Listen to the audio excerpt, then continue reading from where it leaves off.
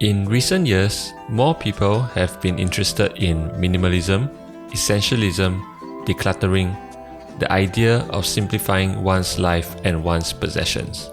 We thought we would chime in with our own common sense guide to a simpler life based on our experiences from our journey. As with doing anything else in life, we think it's always a good idea to ask the question, why? One can be drawn to a simpler life for a number of different reasons. Some do it for frugality, some do it for environmental reasons, some do it to quell the anxiety. Is there a problem you're trying to solve or pain points you're trying to address through simplifying your life? Knowing your whys will help you to stay focused on your journey. Whatever your reasons for wanting to simplify your life will likely influence your practice of this kind of lifestyle, which means that everybody's practice of minimalism will look a little different based on their unique circumstances. So there's no point in comparing. Sometimes people can feel like they're not being minimalist enough. So here's our tip. Don't be a minimalist. Don't be an essentialist. Instead, just focus on being happy.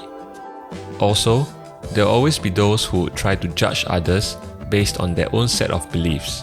Just one out of many examples, some people think that we can't be called minimalist because our home is not small enough. And that's totally fine with us. When you're not that attached to labels, then those who want to judge can continue to judge, while the rest of us can continue to focus on being happy. Decluttering, the removing of things from our lives, is the buzzword that gets all the attention. But rather than thinking about the things that are on the way out, we think that more than half the battle can be won by being more sensitive and selective when it comes to the things that you're accepting into your life in the first place. Mainly, we can do that by being a more conscious consumer. It's not like we have anything against consumption, buying and owning nice things. What we're less of a fan of is the idea of wastage. Our own wastage was something that we had to come to terms with as we went through everything we had in our possession in the process of simplifying our lives. That wastage came in the form of underutilized and underappreciated items. An impulse purchase here, something that we got on sale there. Try as we might, I think we all make subpar decisions at some point in our lives.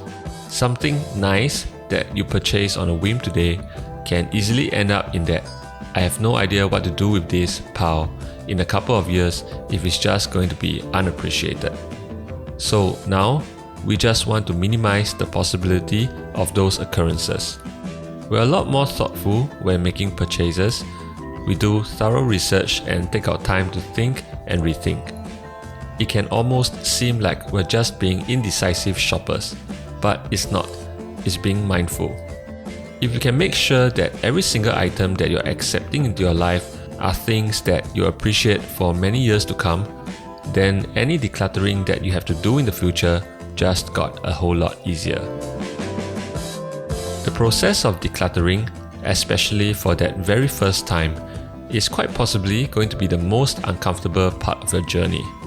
For many of us, saying goodbye to things can be uneasy, and sometimes we just want to take the easy way out and convince ourselves that every single item that we own has a place in our life. That gets us nowhere in our decluttering. But just like any other skill, the more you declutter, the better you will get, and the more honest you will be at identifying and separating the things that you actually want and the things that you actually need. There are a number of different methods or systems of decluttering, but quite frankly, in our opinions, decluttering is something that you just have to start doing, experiment, and find what works for you. But take your time. Don't expect decluttering and simplifying your life to be a one-time or one-day thing. Don't approach it with a sense of dread, and be as honest with yourself as you can. Decluttering isn't just about throwing stuff away and ending up with as few things as possible. We see it more as regaining space, both mental and physical space, so that we can show more love to the stuff that we have.